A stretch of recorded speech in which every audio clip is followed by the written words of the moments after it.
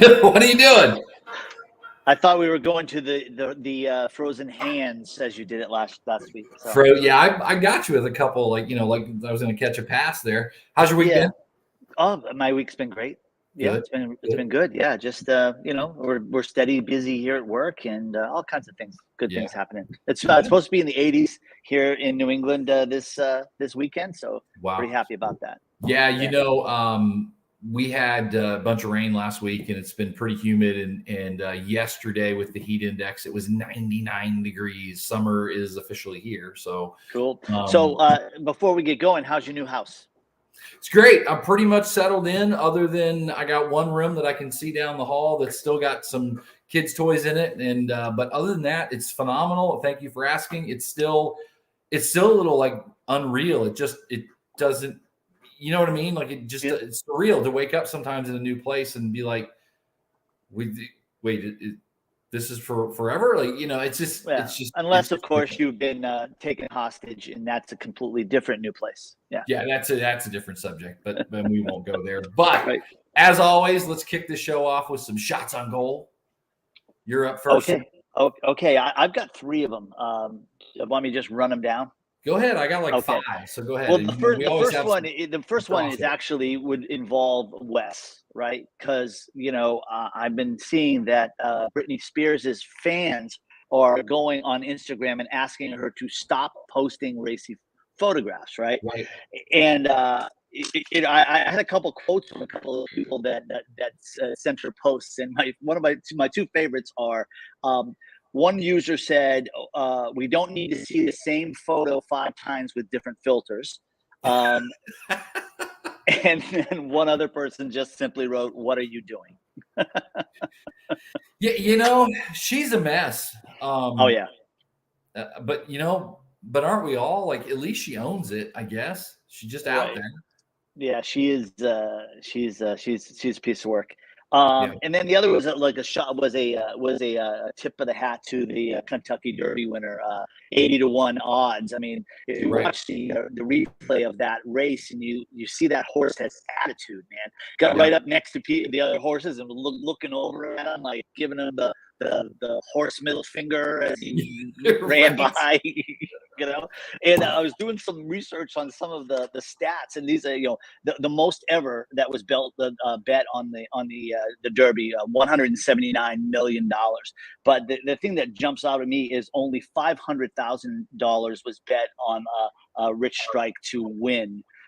Which was the lowest of all times. But betting is up 17% over the last year. And just absolutely. What he came on? What's going on? I just want to let you know that I just have some breaking news. That horse that won the Derby was actually asked to go to the White House. He turned it down. He said that if he wanted to see a horse's ass, he would have come in second. Wow, so much for not being a political show. I've seen that on the interwebs, so I knew what he was saying the second he said it. Yeah, it was that was quite a race. And then lastly, I just more of a pat on the back to myself because of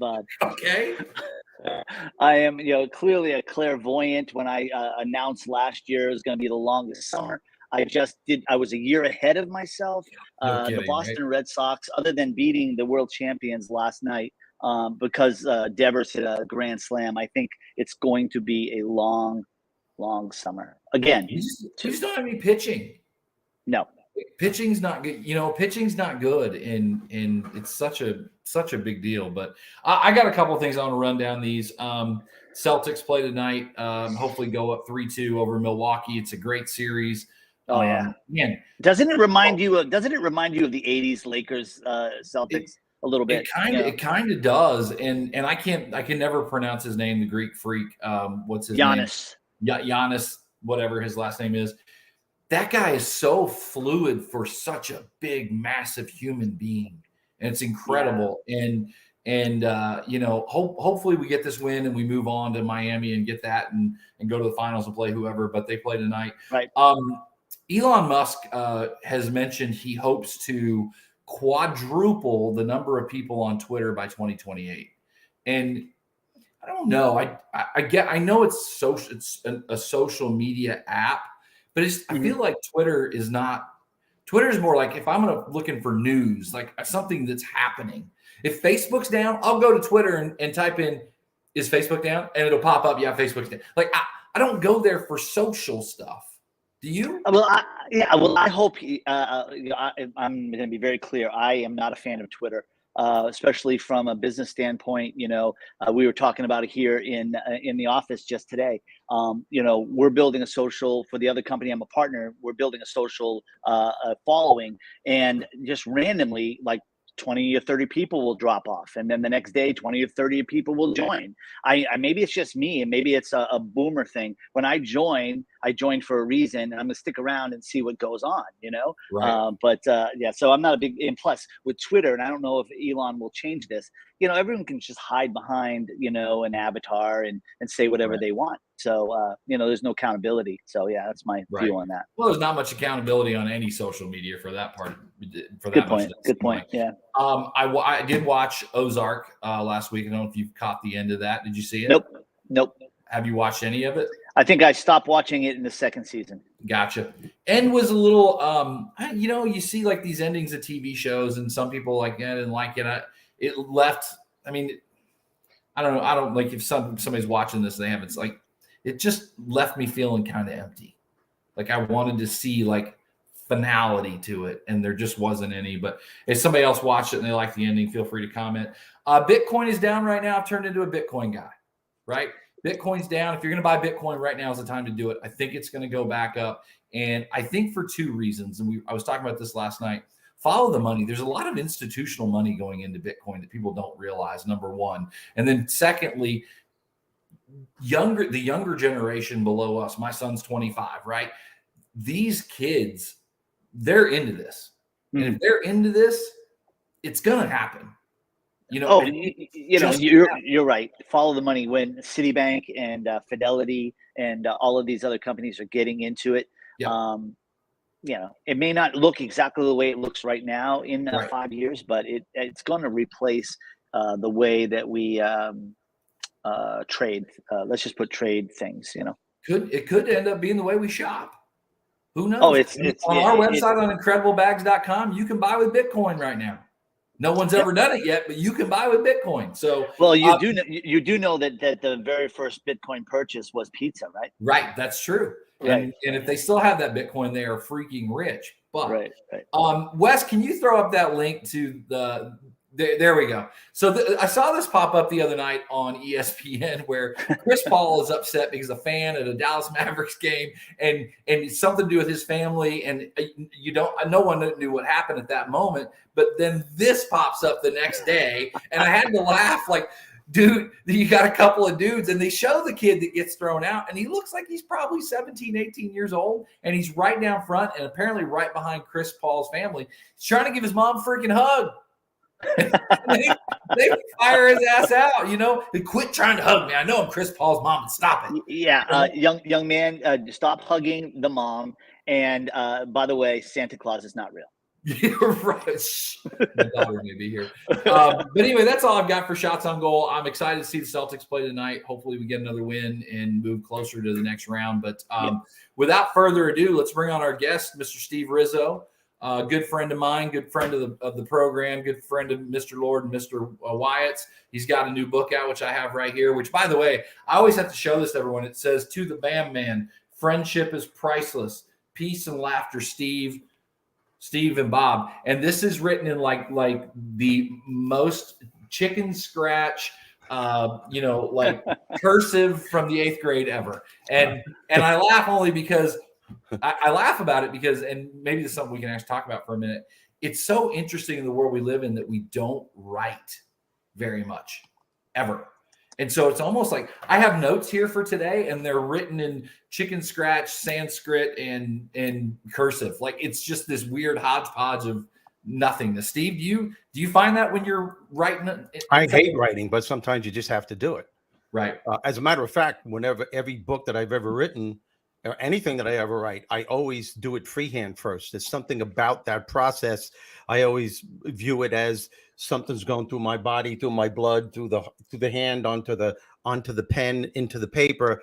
And so I'll write a first draft of a chapter in just writing it. My problem is I can't read what I wrote. So, and I'm actually cursing, saying, "What the hell word? What is this?" And then I've done that too. Yeah, I did that on this show last week where I had something written down, and as we were live. I'm like, I couldn't tell what I wrote down.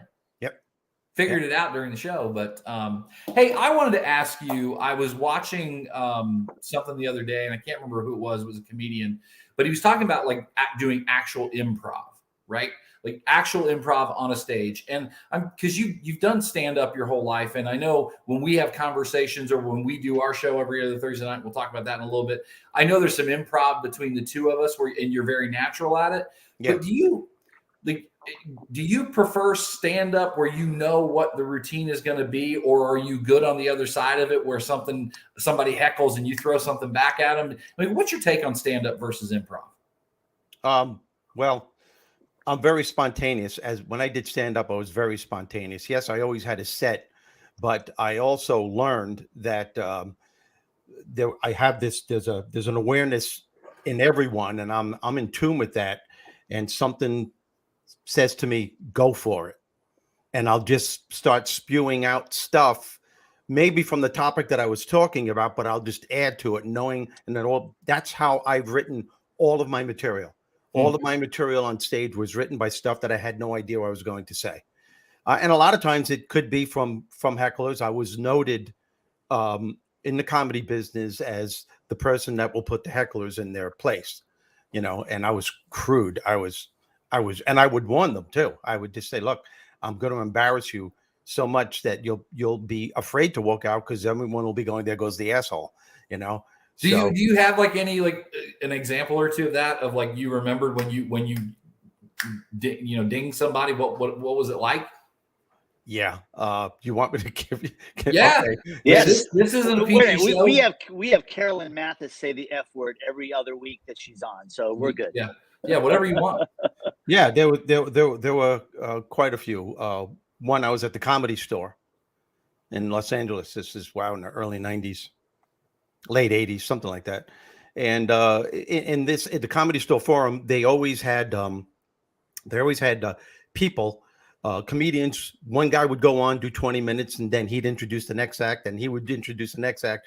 Okay, so about 4 comedians went on before me, and there were 12, 13 adult porn stars in the audience sitting up front, right? And I knew who all of them were. So nice. So, and one of them was Amber Lynn, and they were drunk and they were just being rude to all the comedians. So then they put me up before my spot to put them in their place. So I'll make a very long story short. You were like the enforcer of stand-up comedy. Yeah, in this particular club especially. So I'm up there and I'm doing my act, and they're talking really loud, and they're going, "Hey, waitress, can we get me another band?" I said, "Hey, excuse me." I said, "I'm doing my job here. You've been rude to all the other comedians. I'm going to ask you just to keep it down. Keep it down and let me do my job."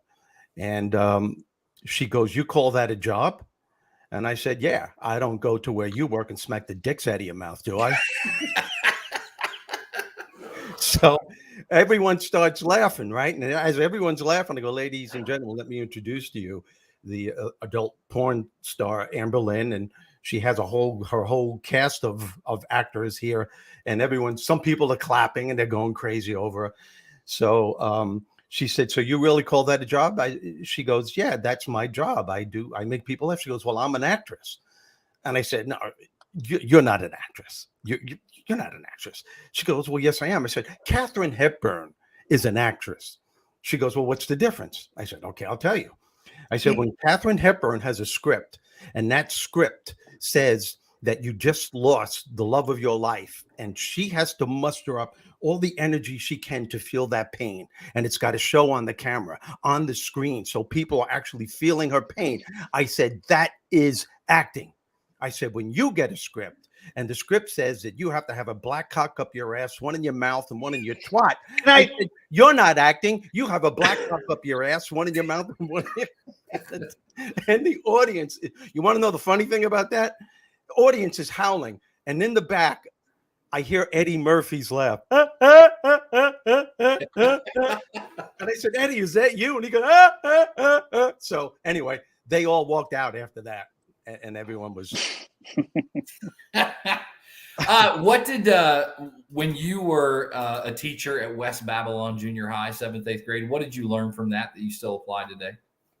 Well, the most important thing I learned is that I was born to be a teacher, which is why I left stand-up. But the most important lesson I learned is that, wow, what an empowering feeling it is to know that you're making a difference, not just in people, but in young people, 14-year-olds, 15-year-olds. Mm-hmm. As a matter of fact, and I'm not boasting, but I still have a lot of followers from my students from 1980, 81, 79. A lot. I'm talking hundreds that still keep in touch with me on Facebook. And a lot of them watch our show, Eric. They're on the show and they listen to the tens of tens, right? Yeah, tens of tens. Both of them. They're probably just surprised you're still alive. Yeah, exactly. Well, especially after my stand-up days, but that's another story. No, but that's what I learned. I think that was the thing that made me realize that's who I really am. You know, my heart's desire when I was doing stand-up. Yeah, it was a great feeling making people laugh. I always loved that, the fact that, you know, people are having problems in the audience, and for that time I'm on stage, they're forgetting about their problems. They're just laughing their asses off. But there was something missing at some point in my career. And I realized many years, you know, after I started stand-up, I started realizing, man, that teacher part of me I miss it. Right. And that's when I just started delving into shifting my careers into becoming a motivational speaker. Because now I get to make people laugh on the stage, and I'm giving them strategies that could perhaps one day be a spark that could ignite some kind of change in their lives. Right. So Steve, you know, a lot of people don't really know that you did come up. You know, well, they know that you came up as stand-up in the '80s. Wes, can you pull up that image again? So, two questions. One, do you miss the ponytail? That's the I miss hair, period. And I watched this today, and I got two questions. One, three, like the ponytail. You know, a lot of actors, a lot of stand-up transfer from stand-up to acting. You know, like Robin Williams did, and Eddie Murphy you mentioned. Did you ever go out for some of these 80s, 90s bubblegum comedies like Bill Murray did in your day? You mean try out for TV shows and movies and stuff like? Yes, I did. Yeah. As a matter of fact, the amazing thing that shocked a lot of my comedy peers, my friends, Drew Carey was my roommate at the time. I left, as they say, at the very pinnacle of my career when the industry was very, very interested in me. I mean, really interested in me. And I was going for a lot of auditions for parts, and small parts in movies, but big movies and sitcoms. And, you know, when you go for an audition, there's a call. There's like 100, 200 people trying out for the part. And there were times when there was a few times when it was me and two other people. And me and, you know, maybe 10 other people. But I still had this calling to do something else. And when I left, it flipped my peers out. I mean, it really did. Yeah. Yeah, that was cool. That was one of the best parts about it. And I think that's one of the things that made me realize, you know, I wasn't as excited as I was when I first got into the business, because that's what you get into the business for recognition and to go from here to here and here to here. And when you're even asked to do those auditions and you're getting that close, that's a good feeling. But the excitement that I used to have for that started dissipating at a very, very fast pace. Can you share with us any roles that you came close to getting? I'd rather not right now at this point, but there was one, Goodfellas. I almost got a small role in Goodfellas. That was now in that stand-up that I had. Russ pulled a graphic on. You did this bit as Jerry Lewis at McDonald's. Just hilarious. You know, could you give us a little bit of that? Oh, New York the drive-through. The drive-through. Yeah, New York women are very attractive until they open up their mouth. It was a drive-through at a McDonald's, right? Yeah, and you go through a McDonald's. Oh yeah, here it goes. Wait a minute. Can I have your order, please? Welcome to McDonald's, Mr. Man. Would you like a cheese, French fries, and how about an apple pie? Yeah, that was good. Yeah, it kind of leads into a question I had. At a young age, were you doing voices and imitating people? Is that something you've just done your whole life when you were a kid? Well, yeah, one of the most embarrassing times I was, I guess, 10. I love cartoons. I still do. As a matter of fact, my signature bit in stand-up, I would end with, what would it sound like if all the cartoon characters in the world were having sex at an orgy? And I would do all the cartoon characters. And some people would yell cartoons out and I would do it. But I remember when I was 10 years old and I was watching Mr. Magoo, if you remember. Mr. Magoo.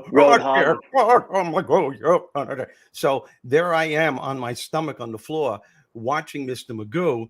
And I'm thinking, as a 10-year-old, what would it be like if he was having sex? What would it sound like? And there I am gyrating, humping the living room floor, going, my mother walks in. She goes, "Oh my God, what are you doing?" I was like, "Excuse me, Mom. I was." You were advanced for 10 years old, man. Hey, on a scale of 1 to 10, your buddy Johnny Swing, how big of a doucher is that guy? Oh, he's a great guy. He's not a doucher at all? No, he's a great guy. Okay. He's a good friend. He's a very good friend. He's a doucher, but he's a good friend. That you can be both, right? You can. I can just picture you guys at Francesco's or whatever, in the evening having dinner, and he's cutting up, having you guys are like a rat pack of dudes hanging out. But he strikes me as he's probably the big doucher of the group.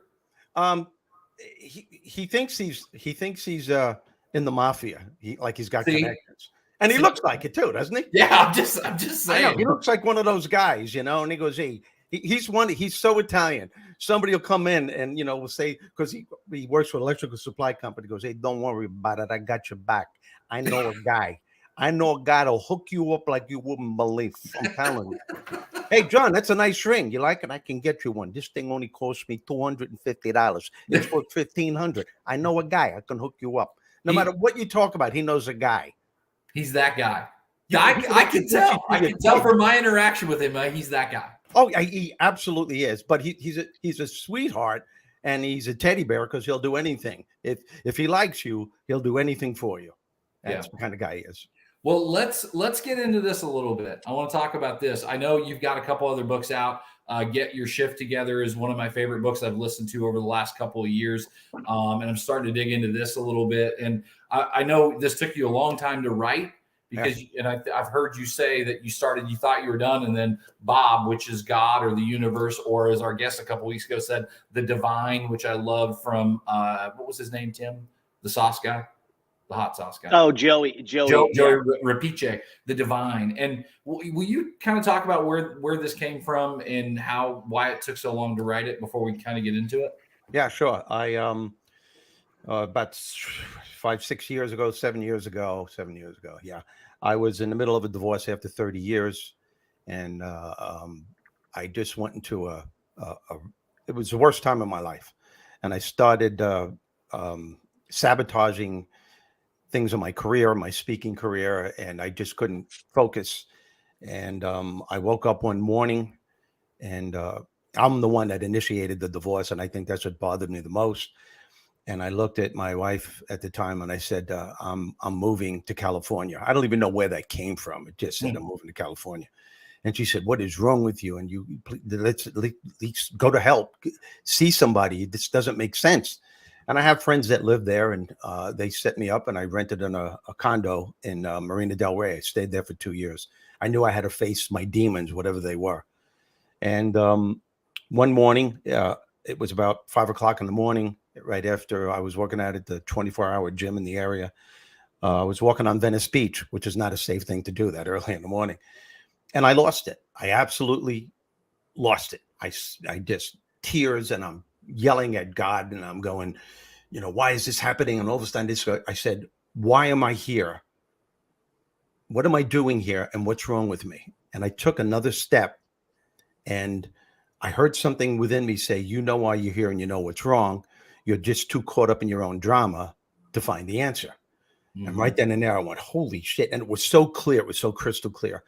I got into my car. I went to my condo. I opened up my laptop and I'm starting to type and I'm writing on a pad. And I was there for 4 or 5 hours. I asked one question, another answer, another question, another answer. And I realized, oh my God, I'm having a conversation with a higher part of myself. I'm talking to God right now. I knew it. I knew it. And I just stayed there. Every day I kept writing more and answering and questioning. Before I knew it, I was writing a book. And every time I thought I was finished after years of doing this, and it wasn't every day writing it, but it was, I was there for maybe quite a few days and then I let it go for a while. But every time I thought I was finished, Bob would say, who is God? No, you're not. You have to experience more stuff. And you're going to be going through some other things that you're going to have to learn. And when you do, you're going to have to put it in the book. And that's what the book is about. The book is about two characters, your inner Bernie and your inner Bob. And both represent everyone in this planet. Bernie lives in the negative zone, and he represents every man, woman, regardless of race, religion, sex, social status. Everyone has shit to deal with in life throughout various stages. And Bob, your inner Bob, is the part of you that lets you know, no matter what happens, is a part of you that has the answers to all of your questions and solutions to all of your problems. And basically, that's what the book is about. So Bernie winds up in a place that he thinks is heaven, and he talks to this guy. I'm not going to tell you how Bob gets his name, but it's pretty funny. And Bob lets him know that Bernie's in his mid-50s, that his life isn't working, and it's all on him. Bob lets him know that he's the only problem he will ever have, and somewhere within him there's a solution waiting to be discovered, and lets him know that he truly is the creator of his success and happiness. He just has to learn how to get out of his way. And Bob gives him what Bob calls common sense success strategies that will not only take him to a better place personally, but professionally. And Bernie does realize through the conversation that it was him. He's the one that sabotaged his success. And it's the way he viewed life. It's the thoughts he had about his life and the beliefs that he had that sabotaged everything he set out to achieve.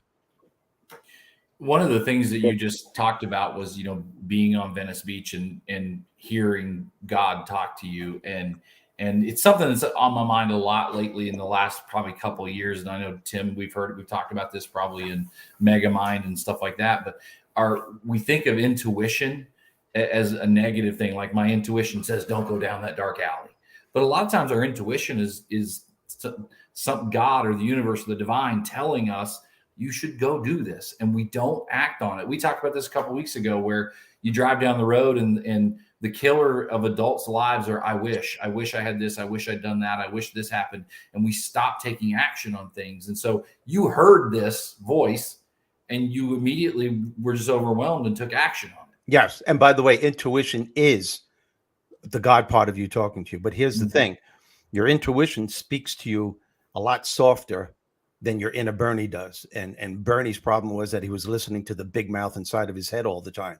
That's the part of you when you set out to achieve a goal and you're psyched and you can do this. You invested an incredible amount of money in this, but you're going to do it. And all of a sudden you hit a snag, then another snag. Then all of a sudden that big mouth inside your head starts spewing out, I knew this was going to happen.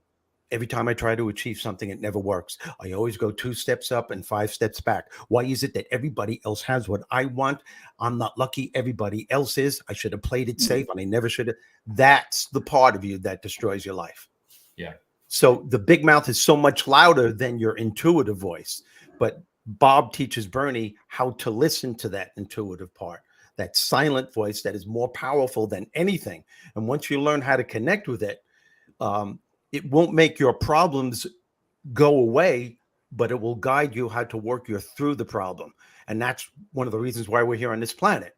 The more you deal and the challenges that life throws at you, you become empowered. And the more empowered you become, the more confident you are. And the more confident you are, the more able you are to tune in with that part of yourself that's always there to guide you. We are the ones that shun that part of ourselves throughout the course of every day. Yeah.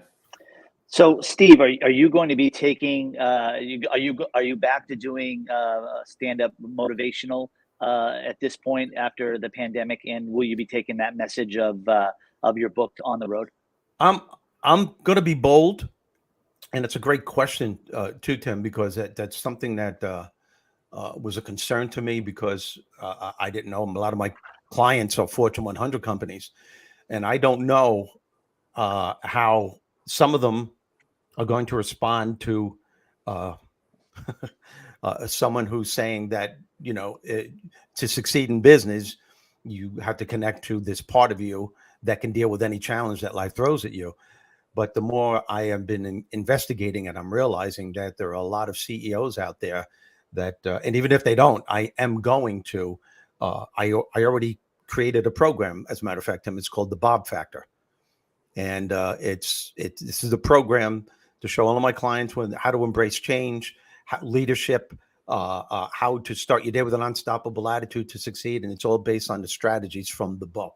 So I will be doing it. And I'm just going to move forward with it, and just to see, how it transpires, the energy it's going to have.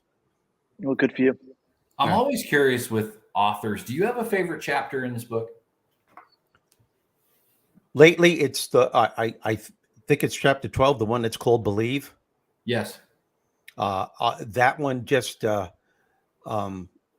struck me after the book, after I read it and reread it, and I said, "Wow, this is really good." It's all about because I've been hearing people say, and I know you guys have, and maybe you've done it yourself. My prayers have never been answered, and that's the first thing that Bernie says to Bob when they first meet. Bernie sinks down into this depression and blames Bob for everything. You didn't answer my prayers. Why didn't you answer my prayers? And Bob tells him, I did answer. The seed possibility was there, but you pray with the same woe is me attitude you have about your life.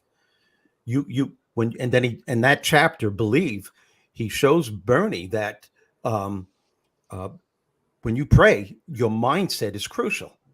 Before prayer, during prayer, and after prayer. In other words, you can't pray for peace of mind for that day, for that coming day, Bernie, and then curse at everybody in traffic. You can't pray to achieve your goals and keep saying to yourself that this isn't going to work. I'm not smart enough. I'm not good enough. I'm not worthy enough. Because when you do that, Bob says to Bernie, you're squashing the seed possibility from taking root, from manifesting. And another problem Bernie has in the book, which we all have, is we want our prayers to be answered right away. And if a week or a month or 2 months go by, the first thing we start saying, my prayers aren't answered. I knew this was going to happen. My prayers never get answered. I'm not lucky enough. And Bob's saying, it's not up to you when the prayer is going to be answered. It will happen, may not even in the way that you think it's going to happen. And that's another thing that people do. I think there's a part in this book too, where Bernie was praying for some kind of guidance on this new idea that he had. And there he is on a plane with this guy who tried to engage in a conversation with Bernie. And Bernie was really rude because he had a bad day that day. And he finally tells the guy, he says, look, pal, all I want to be quiet. I need to be alone. And don't ask me any questions. I mean, I want silence in every sense of the word.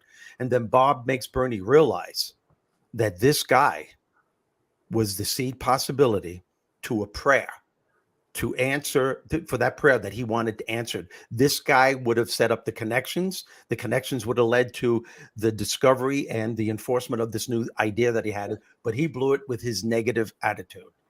So Steve, is there going to be an Audible version of this book? I'm working on that now. I got to find out who the characters. I know Eric wants to be Bob, and I would love him to be Bob. I volunteered.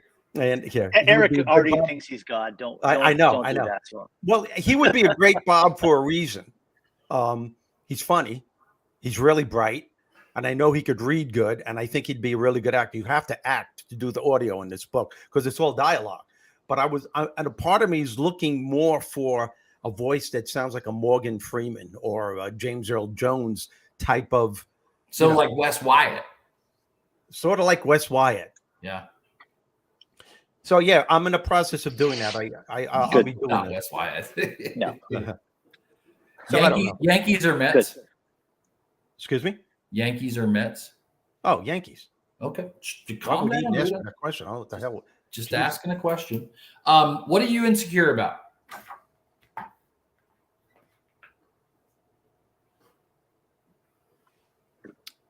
My talent. My gift. In what ways? It was the biggest challenge I had as a stand-up comedian. I think you know this, Eric. I was voted least likely to succeed in my senior class in high school. I had a guidance counselor tell me in front of my mom and dad I wasn't smart enough to go to college. And unknowingly, I never thought it was a big deal then, but I took those negative labels into my adult life, and they haunted me with a vengeance. And it took me 5 years to go to college, and I did. I graduated with high honors and with degrees in psychology and English and education. And I went back to the same school that I graduated from, and I was a counselor for kids with behavioral problems, and I taught English. And I thought I had it under control. And I delved into the stand-up thing. I was part-time when I was teaching. I was doing the clubs on Long Island in New York. And then when I was getting really good as a comedian, I left the education business and did stand-up. But halfway through my career, I started sabotaging so many opportunities that were coming my way because I didn't think I was good enough or smart enough. When I started getting closer to my goals, that's when the fear came in. Those negative labels on an unconscious level that were ruling my life, telling me you can't go for this audition because when you go for an audition in California, the audience is nothing but industry people, and they're looking at you and they're weighing you out and they're feeling you out. And that scared the fuck out of me. It really did. So I made the excuses to my team, my manager and my agent that, no, I'm already committed to be to do Omaha, Nebraska at the comedy club. And they're going, we'll get someone else to take your place on Omaha. This is important. And I kept saying no. And my opening acts at the time, believe it or not, were Chris Rock, and Seinfeld opened for me, and Rosie O'Donnell and Dennis Miller and Drew Carey. These people opened for me. And I couldn't understand why they were getting the breaks. Why was an opportunity knocking on my door? And I realized I was just afraid to open the door. I had a fear of success and failure. And that's when I just said enough. I went on a quest to better myself. I read every self-help book you could think of, went to Tony Robbins seminars, spiritual retreats. And through the years, it took years, my belief system in myself was incredible. And that's when the entertainment industry was very interested in me. But I was no longer interested in them. That teacher part, as we were talking about earlier, started coming to the forefront. And through the years, I gradually started getting more interested in this speaking thing. And it was at a Tony Robbins seminar when there were 3,000 people in the audience. And I picked up a pen and I wrote down on this pad, I can do this. And then I'm looking at Tony, and another 20 minutes, I took up a pen again and I said, I should do this. And then I wrote, I'm going to do this. And that was the determining factor. That's when I said, I'm doing this. I still had that piece of paper in my office in back of me in glass in a frame. And I told Tony when I saw him, I saw Tony Robbins. I said, because of you, I just changed careers.